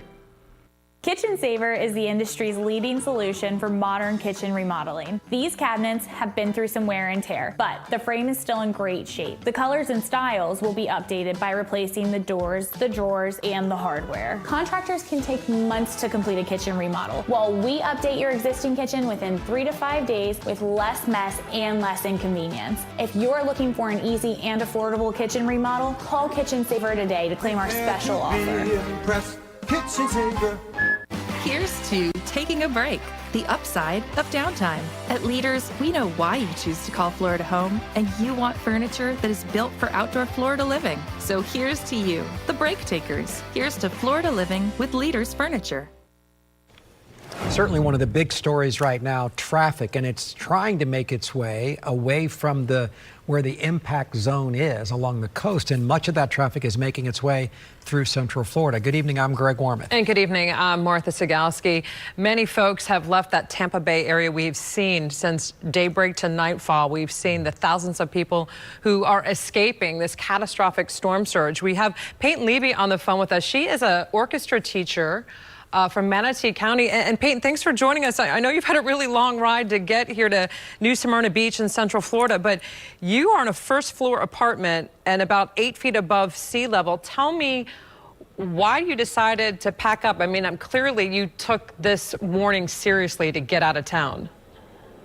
Well, typically I'll just wait to see till the last day before the storm before I actually leave. That's what I've done historically, at least.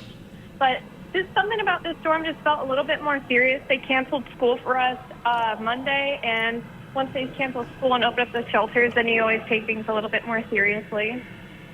So you packed up your cats, I know that, and you also packed up your musical instruments. I know you were concerned about what might happen when you were gone. Tell me a little bit about the drive for you. Normally it takes from Bradenton to Orlando, about a three plus hour ride, but how long did it take you to get here to Central Florida? I was really shocked. It really actually took me about 6.5 hours, closer to 7 hours to drive just across the state. So, Peyton, this is Greg. Thanks for being with us, and I'm glad you've made your destination, or at least are very close. When you've been in traffic before, has it ever been anything like this, where it was that slow for anything prolonged, or does this just feel different in terms of how many people on the roads, and are people being polite on the roads? Are they letting people, merge? What's it like on the roads in terms of as a driver? It was pretty intense because it wasn't just like certain sections of the highway that were bumper to bumper. It was bumper to bumper the entire drive, like all 6.5 hours. There was somebody right in front of me, right behind me. You'd even see people walking their dogs on the side of I-4 because people weren't expecting to be on the highway for that long. Peyton, what about pit stops? Did you get off and make any of those, get gas or stretch your legs, or was this just grinding all the way? We made one stop because we had to eat something, but if we wanted to stop for gas, there was a line at every single one, and that's if they even had gas. And you mentioned, Peyton, you felt that this storm was different. I know you've lived in Florida for quite a long time. How does this feel different for you? Well, I don't think there's been a greater sense of, anxiety with the people around us in that area. After Helene just hit, there's a sense of urgency, like, oh, that could be us next. Yeah, that's a good point. We're so glad that you're here. I know it took you a bit to get here, but we know you've made it to New Smyrna Beach, where you're going to hunker down and you're safe there. But we're so glad that you got out of town, and hopefully when you go back to your home, everything is standing and everything is okay.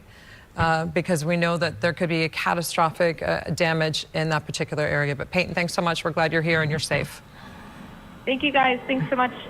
Excellent. There you go. I mean, that's truly an eyewitness account. Somebody who had to grind all that way. You know, someone in front, someone on the side, someone behind, and we've seen that. Let's take a live look right now. Again, you saw some of these images as we were interviewing Peyton. While she, again, has made the journey, others are still inching along I-75 at the Turnpike in Ocala going north. We have our traffic tracker on, and I know we have a couple of camera shots. I'd love to show those one more time again, just to kind of put this in perspective now that we can see the brake lights, just an absolute sea of people.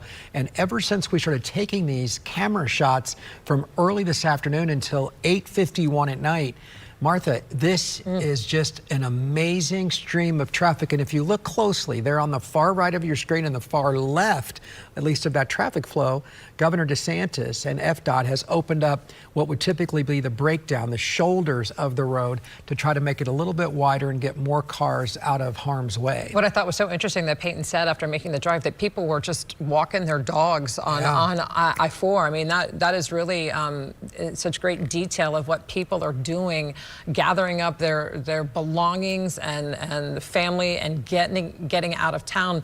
We haven't gotten any reports from FDOT that there have been any major issues, any accidents, no road rage or anything like that. It seems to be flowing slowly, but everyone's doing what they're supposed to be doing to make it to a safer spot. All right, we're going to continue to monitor that, because this is going to, of course, be something as people, hundreds of thousands, likely the largest evacuation in Florida since 2017, and that flow of traffic is heading our way. This is reminiscent for me of 2004, when so many people left the Tampa area, came here, then Charlie came here as well. Had they stayed home, they say they would have, of course, avoided the mess in terms of the storm. They came here and they were right in the middle of it. But again, the forecast has gotten better, the technology's gotten better, and hopefully the people that are, seeking higher ground are safe.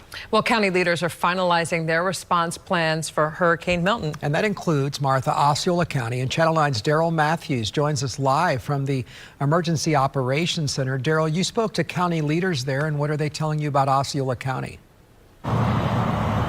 Yeah, Greg, what they are emphasizing and stressing is caution and preparation. And we've seen that throughout the day, especially at these sandbag filling stations where we're seeing tons of people, especially in this county, waiting for hours to fill up to 25 bags. But they want people to really pay attention to the weather alerts and everything that goes in between before this this tropical storm hits us by Wednesday. But listen to the conversation that we had of what's going on behind the scenes for them to make sure that the residents are safe. We've been going through several days of our preparedness actions, actually through Sunday, ramping up to what we're doing now. So we've had the sandbag operations going on for several days. We're going to continue that through noon tomorrow, so our residents can take that protective actions. We've been going through our measures here at the EOC, working our shelter plans, identifying those shelter locations, and getting those ready.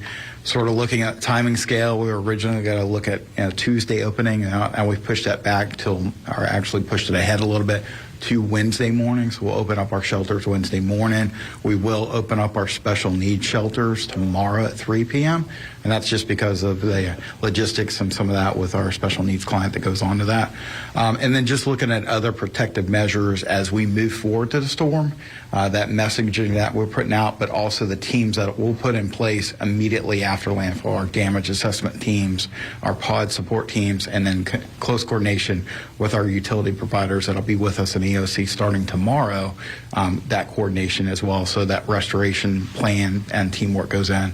We'll move to a full level 1 activation tomorrow at 7 a.m. So what that means for us is we're 24/7 ops starting tomorrow, 2 different shifts of 12 hours each.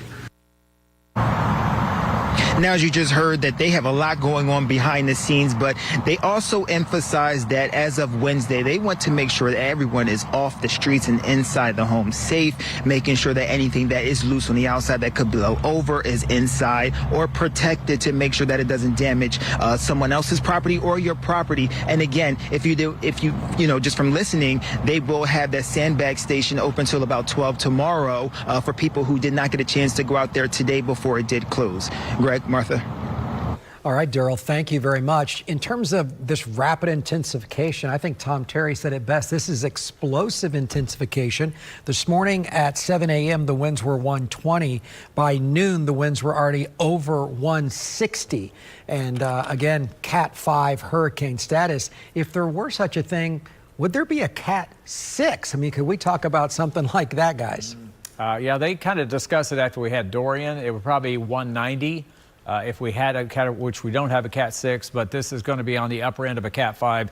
And again, David, we're going to go briefly here, but we're just updating Future Track behind the scenes, and it's still talking about Thursday morning landfall over by Tampa. The strong wind shear should weaken this, though. Yeah, I mean, the 5's very, very, very kind of just jumps out at you here on the screen because, again, that's 5 out of 5. It's a high-end hurricane here, but it will begin to weaken, it looks like, as we head into the next couple of days. But still, it's going to be a problem for a good chunk of Florida. Yeah, I don't see a lot of weather issues for us tomorrow, but by Wednesday afternoon, here's 12:30. The storm is still cranking out here, probably still a Cat 4. But you see these outer rain bands, David. That's what we're going to be watching out for starting Wednesday afternoon. Yeah, so you may be saying on Wednesday, especially Wednesday around lunchtime, oh, it's not as bad as I thought it was going to be. I was looking at this earlier. This outer band right here, I think, is really going to pick up the wind very, very quickly. You will know, especially as we head towards the back end of Wednesday evening, when this gets close. And we're going to see this may be mostly dry on the south side, this similar to Ian, but this is certainly going to be just incredible wind and rain on the north side. Guys, still updating graphics, and we'll have more coming up here in just a couple of minutes. All right, thanks so much. And we are continuing to track Milton. We will be here with you through the early morning hours, and we'll be back right after this. There's a reason why more Central Florida viewers choose us every day. It's because from morning to night, our journalists are investigating the stories in our community that matter to you. There's a reason why our reporters are bent on holding the powerful accountable, because it affects you, your family, your money. And that's why decade after decade, you continue to make us the most watched newscast in Central Florida. Because we're Channel 9 Eyewitness News. Community coverage you can count on. When I grow up, I'm gonna be an astronaut. I'm gonna be president. I'm gonna be a professional protester. Oh, Nate. Nate Douglas dreamed it, then did it. Douglas spends his days marching with left-wing radicals to fund the police, cashless bail for criminals, violent inmates on our streets. And I'll get paid for it.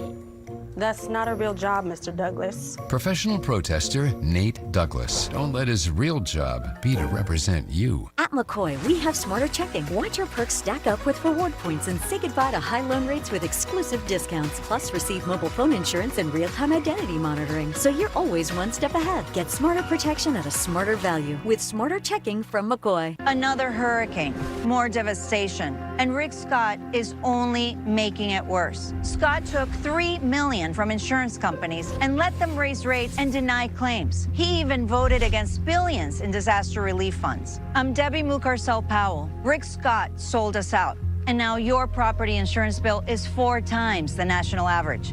It has to stop. I approve this message because natural disasters are bad enough without Rick Scott making it worse.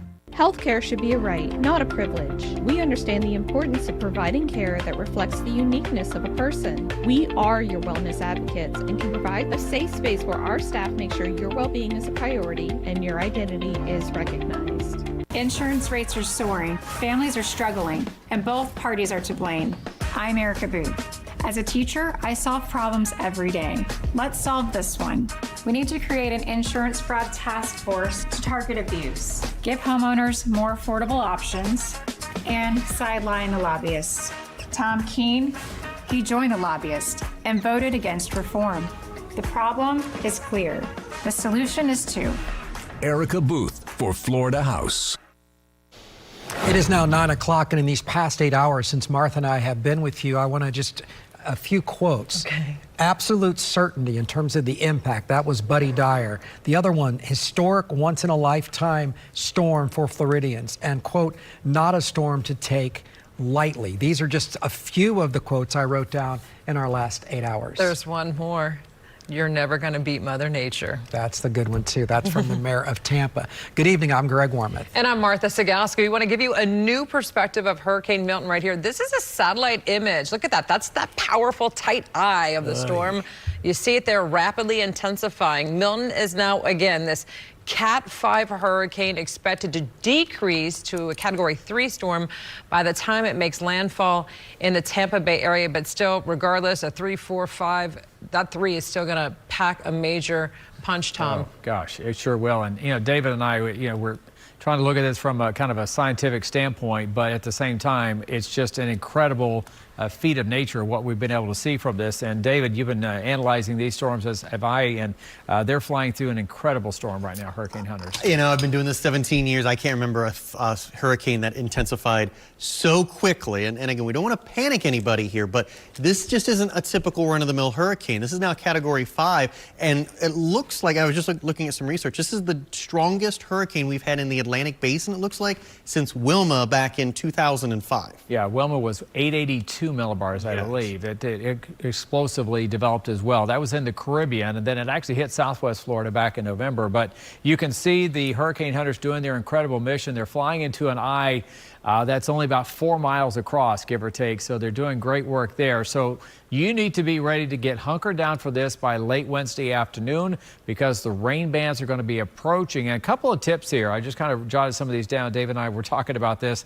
Turn your refrigerators all the way down and keep the doors closed if you can. Yeah, a lot of us are going to lose power, at least for a period of time. Want to protect some of that food that you have, so go ahead and turn down your fridge. And also, great advice that you gave earlier, bottled water. It always is difficult to find this time of year. There are some tricks you can do, though. Yeah, if you run out of water, before the storm approaches, get some of your Tupperware dishes out, or something that's clean. Pitchers would be just fine. Put water in it, just put it on the counter, put something over the top so nothing gets in there. And it'll be perfectly fine for a few days while we ride out this storm until we can get things restocked. Also, good idea, I knew this from camping. Take those blocks, make yourself big blocks of ice by Tupperware dishes. Don't fill them all the way up where they kind of expand, they break, but you can have some nice blocks of ice that last several days in a cooler. Yep, water in the bathtub, maybe saying to yourself, why would I want to do that? Why am I thinking about a bath during a hurricane? Yeah. This is great water just to have around in case you lose water at your house. You can still flush the toilets, and that's pretty important. Yeah, and make sure you have a safe room in your house. Pretend this is a big hurricane drill. Interior, put as many walls between you and that wind that'll be blowing through. And also, don't forget our radio partner, 580 WDBO, and also 107.3. 107.3 is the FM. But again, this storm is moving east now at 10 miles an hour. We just were able to get our high-resolution early warning future track model. Just one run, mind you. But let me show you what it kind of shows. David, tomorrow, relatively quiet. Yeah, so we thought for a while there's going to be a bit of a gap between the rainfall we're dealing with now and Milton. So you have one more full day to get everything done. When we say everything, we mean everything. Patio furniture needs to get up against the wall or try to get it indoors. We also want to bring Halloween decorations. All got to come in this time. This is going to be Helene. And you also have time, especially if you live along the coastline, get those shutters up, because we move into Wednesday, you just showed it, things go downhill pretty quickly. Yeah, this will likely still be a major Cat 4 at this time, I would estimate. You can see some of the outer kind of feeder bands just imparting their wrath on the west coast here. So by, I meant to put one more pause point in there, but say by late afternoon, we're going to start getting some of these outer rain bands. You can see that one's already moved north into Flagler County. So that's going to be heavy rain, a threat for tornadoes, and some pretty good gusty winds, and that storm's not even on shore yet. Yeah, so things kind of go downhill pretty quickly, we think, as we move into Wednesday evening, Wednesday night. And you can see here, this is 3:30 in the morning. Now, our model is a little bit behind National Hurricane Center, but you kind of get the idea. Worse of the weather, probably moving through early morning hours across Metro Orlando. Well, I will say, to your point on that, we actually see a little swirl. It's kind of on the edge here. Yeah. That's going to be pretty close to the landfall point. So our model is synced up pretty well with the Hurricane Center track. But this outer eye wall, this is going to be a huge wallop of wind. That's going to be overnight Thursday morning. This is really when we're going to start to lose power overnight. And something that we saw during Hurricane Ian, I showed this just a moment ago, some drier air wrapping around the south side, but incredibly high rainfall on the north side. Yeah, so similar to Ian, we probably aren't going to be talking about Ian numbers in terms of the historic flooding that we saw, but this corridor here is going to have some very significant rain, and we are going to have flooding. We've picked up a lot of rain the last couple of days. Those low-lying areas, the areas of typical flood, They're going to be real areas of concern here as we move into especially the early morning hours on Thursday. Yeah, and so a whole lot of wind down here and a whole lot of wind and rain on the north side. And here is the track. And David, this one takes it right through our beach, and this is going to be an incredible storm surge along our northeast coast, 3 to 5 feet. I answered a message earlier about Daytona Beach and what's going to happen here. Do not sleep on this hurricane if you live in coastal Volusia and coastal Flagler County, because as it exits, notice all this wind just slamming the coastline here. So we could be talking about hurricane force winds, especially if you live right along A1A, kind of extending as the system exits. So things get better here in Orlando. Things may hold serve, if not get a little bit worse in Daytona as the day progresses on Thursday. We could have some wind gusts right at the beach over 80 miles an hour. 2 p.m. high tide. That's also going to be a concern as well. So that's going to be a problem for us. Now, this is just one run of the future track model, and I ran this all the way out. This is just the raw numbers, and this stops at 2 p.m. on Thursday. So these numbers along the coast may be higher than this, and this is just based on that track, but easily a foot of rain possible there. This is not far off of what our graphics have been depicting from the beginning from the Weather Prediction Center with 10 to 12 inches of rain, possibly 10 plus in Orlando. And you can see the sharp drop off here, and this mirrors a lot of what we had 2 years ago. Exactly right with Ian, yeah. And, you know, the numbers aren't going to be as dramatic. We feel pretty confident about that. But there are going to be some flooding concerns out there, so keep that in mind, especially if you live, again, in those flood-prone locations. Yeah, and we're going to be updating some of the wind tracks as we get closer. But right now, generally, as you can imagine, a widespread power outage event. And we have our maps that will show county by county the totals as they start coming in or until you lose power and are not able to watch us. But that's why you need to download our free WFTV weather app or news app, because you'll be able to watch us in continuous coverage on your phones, and hopefully you've got those chargers for it. But David, widespread power outages all along the Gulf Coast. We're going to put those linemen and women back to work big time. Unfortunately so, and we do think a good chunk of Central Florida here in this orange has a pretty high risk here of at least kind of widespread power outages. So anyone watching needs to at least prepare for some temporary power outages. If you live in a neighborhood that the power goes out sometimes when the wind blows hard, you could be out of power for an extended period of time.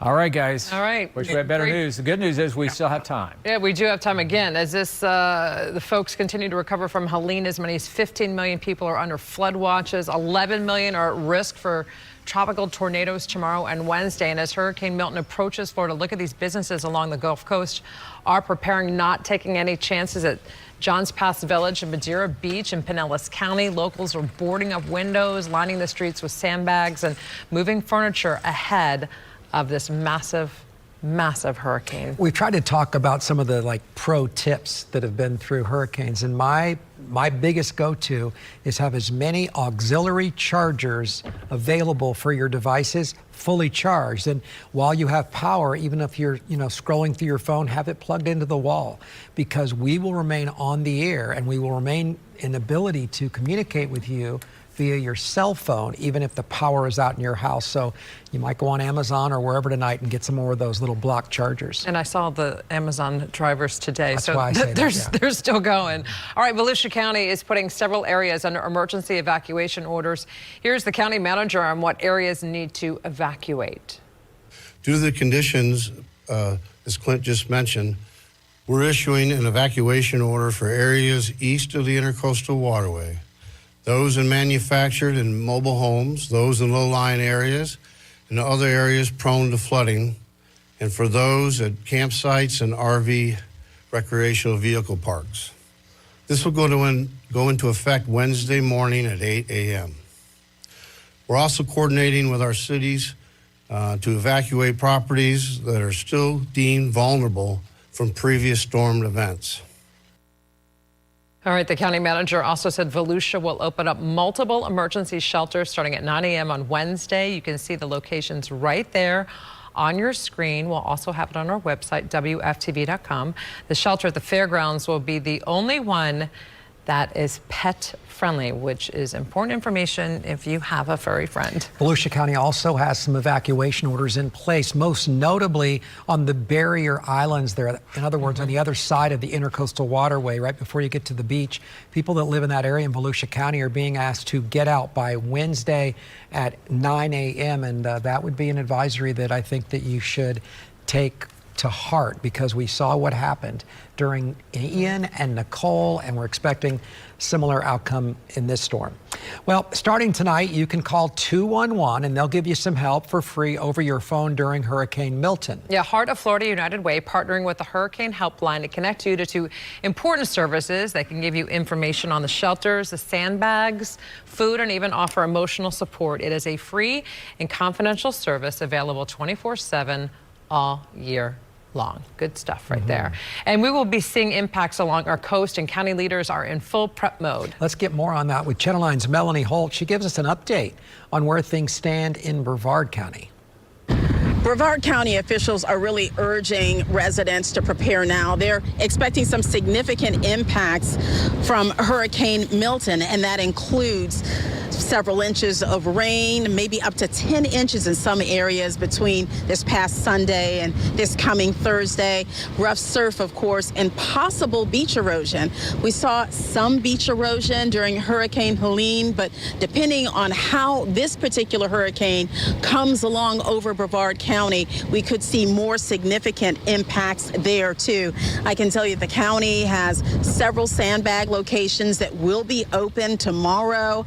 A number of municipalities also have sandbag operations, including the city of Cocoa, which really just has a sand pile out there. It's bring your own bag, but we saw quite a few people out there today just preparing as best they could. Obviously, a number of folks getting gasoline for those generators, their cars, of course, and just folks doing what they can at this point to prepare. There are also a number of closures that are already happening here in Brevard County.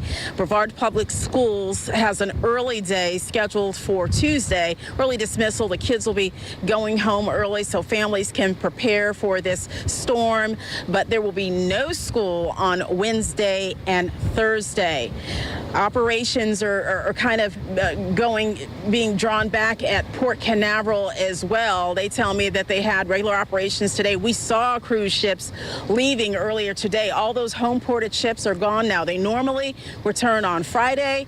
We'll see what happens with this storm, of course. And by Wednesday about midnight, they're expecting that the port will be closed to traffic altogether. We got an email from Melbourne Orlando International Airport. They're planning to close that airport at 2 p.m. on Wednesday and hope to reopen Friday morning. And Florida Tech is canceling classes Tuesday through Friday. So really something that we all need to keep up on because that may change as we know more about the path of the storm. I mean, we already know that all of Central Florida can expect some sort of impacts there, but there are likely to be more closures and cancellations ahead. Reporting from Brevard County, Melanie Holtz, Channel 9 Eyewitness News. All right, good stuff there, Mel. Thanks so much. And we are bringing you extensive Hurricane Milton coverage so you're prepared for the landfall. And if you'd like to watch our regularly scheduled ABC programming tonight, don't worry, we've got it for you.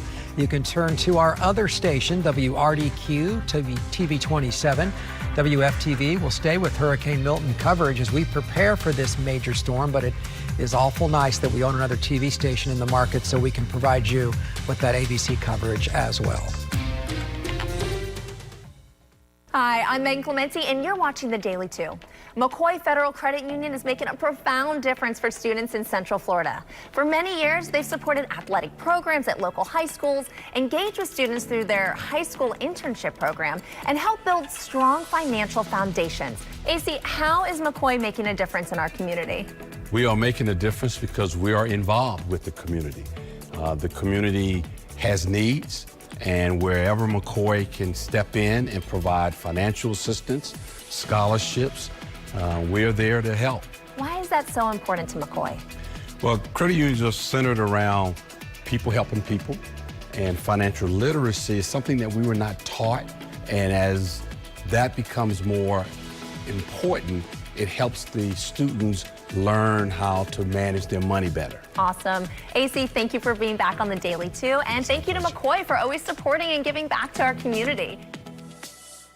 When people stop me to ask, what's my case worth, here's what I tell them. All law firms are not the same. You see, the most important part of anyone's injury case is the firm you hire. The insurance company knows exactly which firms fight for full value and which firms will settle your case for pennies on the dollar. Our firm has recovered billions and billions and billions. $3 billion last year alone. There's only one Morgan & Morgan, America's largest injury law firm. There's never been a better time than right now to get the luxury you deserve at Lexus of Winter Park and Lexus of Orlando. Because you can get the brand new 2025 NX250 with finance rates as low as 4.49%, or you can pay a low $398 a month, and we have a great selection. So come see us today at either one of our convenient locations, open 7 days a week to serve you. Lexus of Winter Park, 436 and University Boulevard, or Lexus of Orlando, just off I-4 and the Turnpike. Call 1-800-NEW-LEXUS.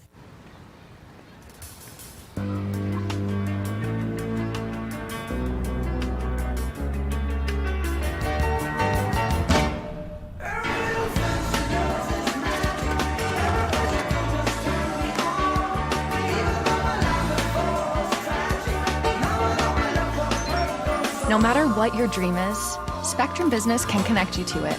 That's life unlimited. Yo, what's up, everybody? How you doing? Cap, can I get a response to the trade rumors? Trade. Trades means moving, man. We talking about moving?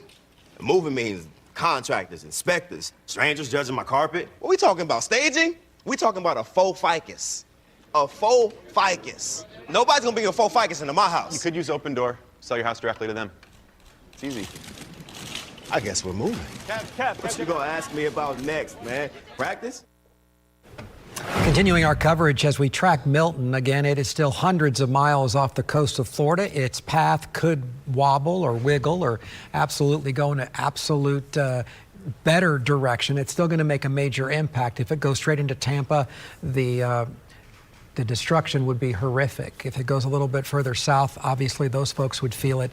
And we're going to continue to monitor that and let you know what our meteorologists are saying and the National Hurricane Center. Good evening, I'm Greg Warmoth. And good evening, I'm Martha Sigalski. Thanks for staying with us. We appreciate it. We are expecting widespread impacts from Milton across Central Florida. Yeah, and Channel 9's Nick Pampantonis joins us from Apopka with what he is experiencing there as folks brace for the storm. There's a varied amount of preparation going on right now. We told you in the last hour, that ice machine over there. We saw people going and filling up their ice bags and their water jugs. We've heard of some people boarding up their windows and their houses. A lot of talk about what should be done, what shouldn't be done as we're listening to the updates about this storm. One of the things that could be happening is the Rock Springs Bar and Grill behind me closing for the first time in decades. And we actually have to talk about this. The owner himself, the famous Big Rip, is joining us here. So, Rip, you've owned this place since 1986. Yes, sir. And you have not